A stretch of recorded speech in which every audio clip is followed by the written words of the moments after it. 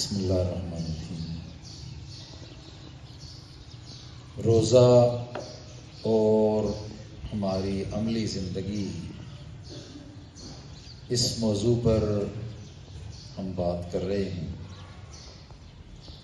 اور ہم پڑھ چکے ہیں کہ اسلام کی ساری عبادات کا تعلق ہماری عملی زندگی کے ساتھ ہے،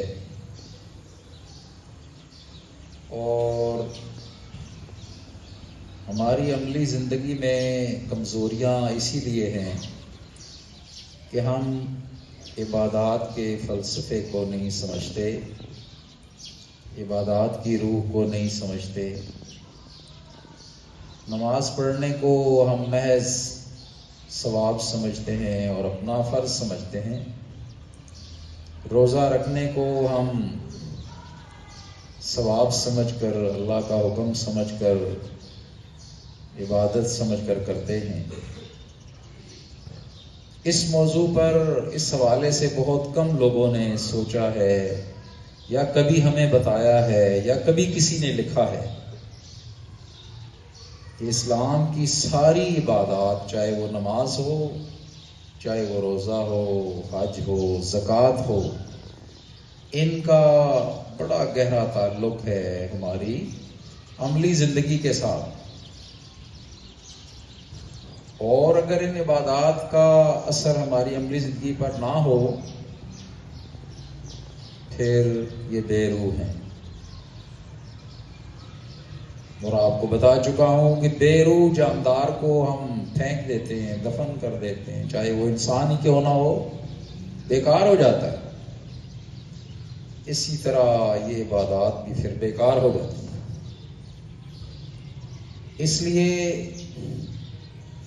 روزے کو اس حوالے سے ہم نے سمجھنا ہے کہ ہماری عملی زندگی پر اس کے اثرات کیا ہیں، اور کیا تبدیلیاں ہمارے اندر ہو رہی ہیں، رونما ہو رہی ہیں۔ تو آج جو بات میں کر رہا ہوں کہ روزہ ہمارے اندر کفایت شعاری پیدا کرتا ہے۔ کفایت شعاری کا کیا مطلب ہے؟ آج کل اردو بھی ہم کم سمجھتے ہیں، اس لیے ہر مشکل لفظ کا مطلب بھی بتانا پڑتا ہے۔ کفایت شعاری کا مطلب ہے ہر چیز کو انتہائی احتیاط کے ساتھ استعمال کرنا، ضائع نہ کرنا، فضول خرچی سے بچنا۔ آپ دیکھتے ہیں کہ ویسے سارا دن ہم لوگ کھاتے رہتے ہیں، مہمانوں کی خدمت کرتے ہیں، جو اگرچہ ثواب ہے، لیکن ہم اس میں بھی فضول خرچیاں کرتے ہیں۔ تو سارا دن ہم کچھ کھاتے پیتے نہیں ہیں، گویا احتیاط کرتے ہیں، کم خرچ کرتے ہیں، لیکن افسوس تو اس بات کا ہے کہ ہم وہ جو دن بھر کی کسر ہے وہ افطاری میں نکال لیتے ہیں۔ پھر وہ مقصد تو فوت ہو گیا نا روزے کا۔ روزہ تو کفایت شعاری کا نام ہے۔ سارا دن گھر کی خواتین افطاری کی تیاری میں بیچاری لگی رہتی ہے، پکوڑے بھی ہونے چاہیے، سموسے بھی ہونے چاہیے، کباب بھی ہونے چاہیے، اور پتہ نہیں ساری چیزوں کے تو نام بھی مجھے نہیں آتے، کیا کیا ہونا چاہیے۔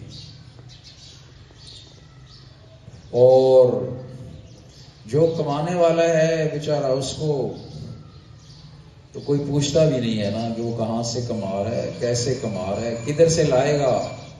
آرڈر دے دیا جاتا ہے کہ یہ چیز لے آئیں، اس سے تو لانا ہے۔ تو یاد رکھیں، اگر ہم یہ چیزیں افطاری میں فضول خرچی کریں گے تو روزے کی روح کو پھر ہم نہیں سمجھتے، پھر روزہ رکھنا بے اثر ہو گیا۔ اس لیے روزہ ہمیں کفایت شعاری سکھاتا ہے۔ افطاری میں سادگی اختیار کریں،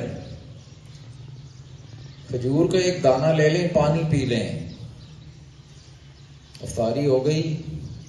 پکوڑے سموسے یہ تو صحت کے لیے بھی نقصان دہ ہیں، انتہائی نقصان دہ ہیں. آئلی چیزیں جو سادہ زبان میں کہتے ہیں نا تیل میں تلی ہوئی چیزیں، یہ معدے کے لیے زہر قاتل ہیں. اسی لیے تو ہمارے گلے خراب، زکام ہے، کھانسی ہے، پھر بخار بھی اسی وجہ سے ہوتا ہے. یہ بیماریاں بھی اسی وجہ سے ہوتی ہیں. اس لیے آپ بچے اس بات کو سمجھ لیں. یہ باتیں آپ کو بہت کم بتائی جائیں گی عملی زندگی میں. یہی میری باتیں آپ کے لیے زندگی کا سرمایہ ہیں. Attention please, period 1 stars. Attention please, period 1 stars. عمل کرنا ہے ان باتوں پر. روزہ ہمیں کفایت شعاری سکھاتا ہے، احتیاط کے ساتھ خرچ کرنا سکھاتا ہے، فضول خرچی سے بچاتا ہے، فضول چیزیں کھانے سے بچنے کی روح بھی روزے میں شامل ہے. اس لیے اپنی افطاریوں میں سادگی اختیار کریں. اور پھر ہمارے ہاں تو افطاریوں کا رواج بھی چل پڑتا ہے. گھر میں پیسے نہیں ہیں تب بھی افطاری کرانی ہے، کیونکہ فلاں نے جو افطاری کروائی ہے، افطار پارٹی کروانی ہے، چاہے قرض لے کر ہی کیوں نہ ہو. مجھے اپنے گاؤں کا ہی اپنا ایک جاننے والا،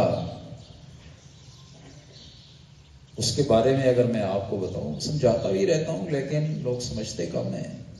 غریب آدمی ہے، والدہ کی ڈیتھ ہوئی، اتنا خرچ کر دیا اور قرض لے کر، پھر 40واں کیا، خوب خرچ کیا وہ بھی قرض لے کر، اور ابھی 1.5 ہو گئے، ابھی قرضے ہی اتار رہا ہے. پریشان حال میرے پاس آتا ہے، فلاں کا قرضہ دینا ہے، فلاں کا. بھئی کیوں خرچ کرتے ہیں یہ فضول خرچیاں؟ روزہ ہمیں یہ بھی سکھاتا ہے اپنی زندگی سے فضول خرچیوں کو نکال دیں، چاہے وہ کھانے پینے کی چیزیں ہوں اور چاہے وہ عام چیزیں ہوں.